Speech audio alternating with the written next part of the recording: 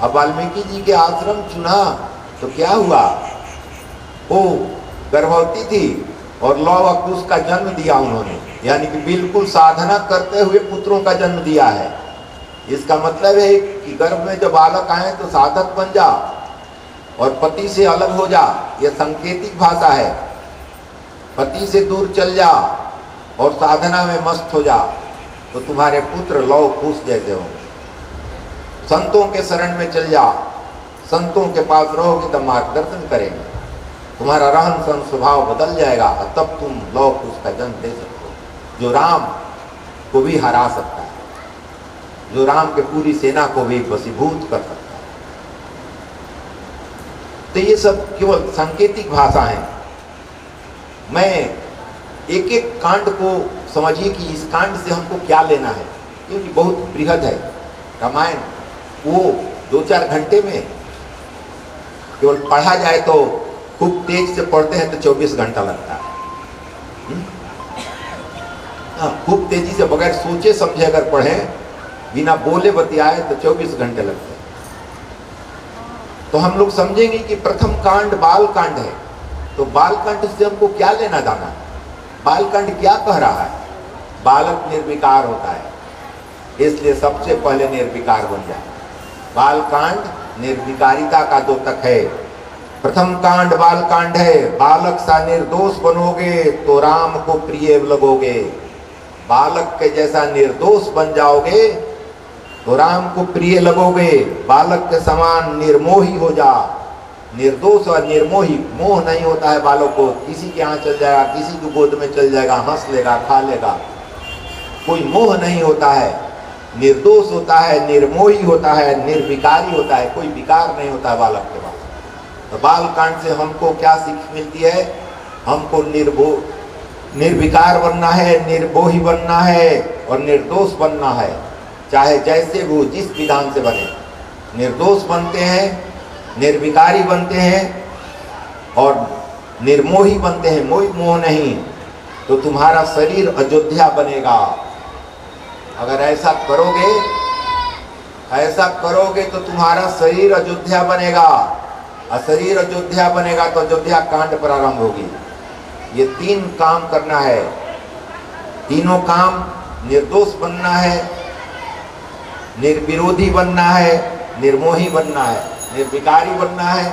विकार भी खत्म करो, दोष भी खत्म करो और निर्मोही मोह मत करो, तो तुम्हारा शरीर अयोध्या बनेगा। तब अयोध्या कांड में प्रवेश करना। 3 चीज हम लोगों को लेकर चलना होगा, चाहे जैसे भी करें, जैसे भी प्रयास किया जा सकता है, जो होगा देखा जाएगा, लेकिन एक कदम आगे तो बढ़ें। तीनों अगर टेढ़ा लगता है तो निर्दोष बने, दोषारोपण छोड़ दें, गलत कार्य न करें। शास्त्र तो यही सब बताते हैं। मोह अगर है भी तो उम्र हो गया 50-60 तक निर्मोही बनो। अब प्रवृत्ति मार्ग छोड़ दो, प्रवृत्ति या निवृत्ति की बात कही जाती है। प्रवृत्ति मतलब फंस जाना, निवृत्ति मतलब निकल जाना। तो समाज परिवार से धीरे धीरे निकलने की कोशिश करो। कोशिश तो कर सकते हो, एक दिन होगा, इतना जल्दी नहीं होगा, क्योंकि बहुत दिनों के बाद शुरू किए हो। इतना जब 30-40 वर्ष मोह में रहे हो तो निर्मोही बनना बड़ी टेढ़ी बात है। लेकिन प्रयास तो, एक ही दिन तो मोह नहीं हो गया था, एक ही दिन किसी को किसी से प्रेम तो नहीं हो जाता है, धीरे धीरे होता है। तो धीरे धीरे प्रयास करोगे तो वो प्राप्त कर लोगे। जाने के पहले तो जहाँ युद्ध है और बैर नहीं है वही अयोध्या है। अयोध्या कांड क्या बताता है हमको? यह कांड मनुष्य को निर्विकार बनाता है। विकार हटा दो। जब जीव भक्ति रूपी सरजू नदी के किनारे निवास करेगा, जब जीव भक्ति रूपी सरजू मतलब भक्ति को अपनाएगा, भक्ति रूपी सरजू नदी को भक्ति मानी गई है, भक्ति के किनारे रहोगे तो निर्विकारी बनोगे और तभी मनुष्य निर्विकार बनता है। भक्ति करने से, भक्ति के बहुत से मार्ग बताए गए हैं। ज्ञान और भक्ति के तो पूरे इतने दिनों से बताए जा रहे हैं। तो भक्ति, सरजू नदी जो है भक्ति के द्योतक है, उनके किनारे बसना है, यानी कि भक्ति में लग रहना है, संयम, सदाचार, जो सेवा, ये भाव जो आए हैं भक्ति के, वो सारे भाव आपको लेकर चलने होंगे। भक्ति अर्थात प्रेम।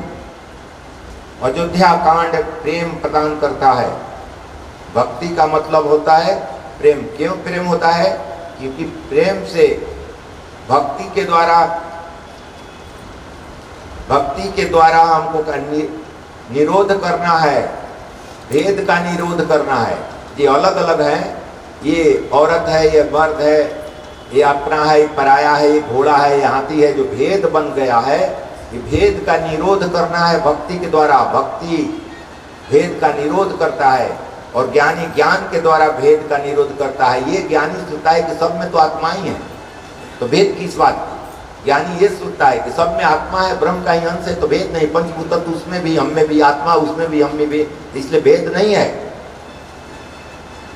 घोड़ा ले दें तो घोड़ा भी पंचभूत तत्व का है और उसमें आत्मा भी परमात्मा का अंश है, तो हम में भी पंचभूत तत्व है या उसमें भी कोई भेद नहीं। वो अपना कार्य कर रहा है, इंस्ट्रूमेंट है जो अपना काम कर रहा है अलग अलग। जैसे बल्ब और पंखा अलग अलग इंस्ट्रूमेंट है, बिजली वही है, इसलिए भेद का निरोध ज्ञानी करता है। ऐसे भक्त लोग भक्ति से भेद का निरोध करते हैं।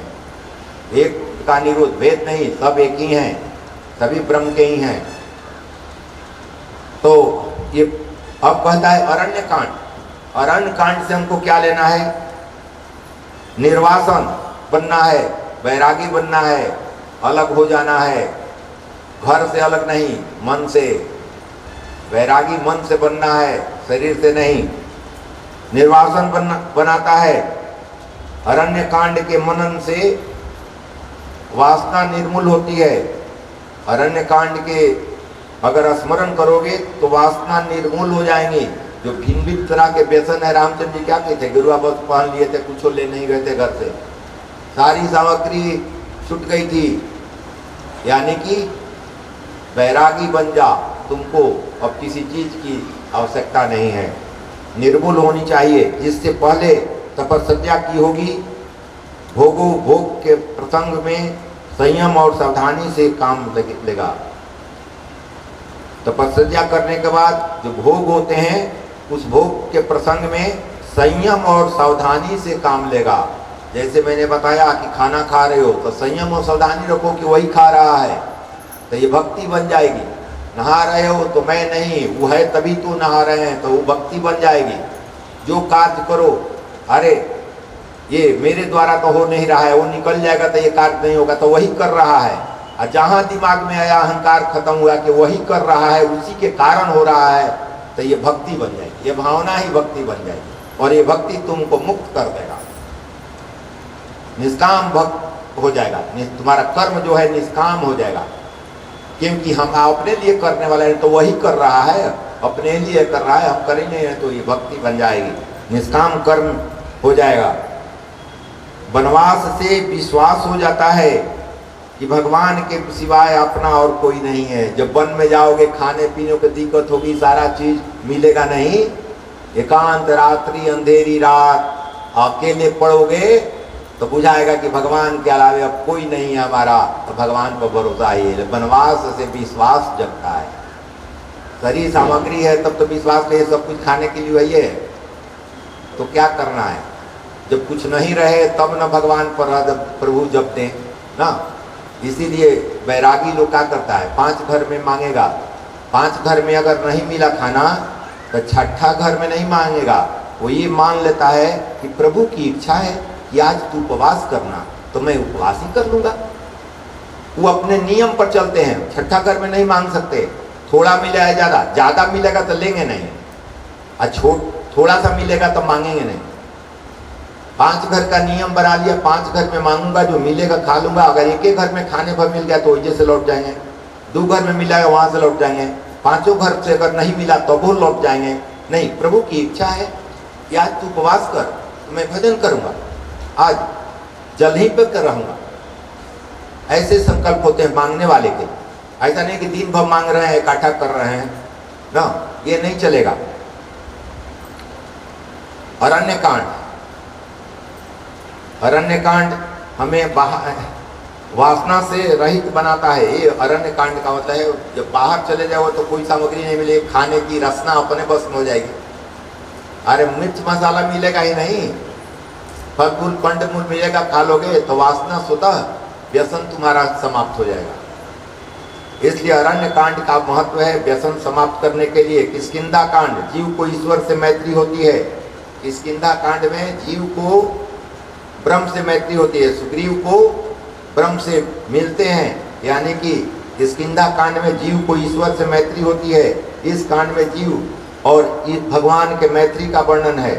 सुग्रीव ने काम का त्याग किया तो ईश्वर से मिलन हो गई। सुग्रीव ने काम का त्याग किया क्योंकि बाली ले लिया था सारा चीज, बाली निकाल दिया था पहाड़ पर उनको ना। बाली जब हटा दिया तो उन्होंने साधना की, साधना करने के बाद काम पर विजय प्राप्त किया। काम पर विजय प्राप्त किया तो प्रभु राम चल के आए हैं उनसे मिलने। मिलाएगा कौन? ब्रह्मचार्य हनुमान जी मिलाएंगे। सुग्रीव को राम से मिलाएंगे हनुमान जी, बीच में ब्रह्मचर्य ही आएगा दोनों को मिलाने के लिए। भक्त और भगवान को मिलाने में का सबसे बड़ा रोल है ब्रह्मचर्य का। ब्रह्मचर्य का पालन करोगे तो तुम्हारा मन शांत हो जाएगा। अशांत मन से आत्मा के अधीन हो जाओगे, यह रहस्य है। ब्रह्मचर्य का पालन करोगे तो मन की चंचलता खत्म हो जाएगी। मन की चंचलता खत्म हो जाएगी तो आत्मा में स्थिर हो जाएगा। तो इसी को कहते हैं मैत्री हो जाता है।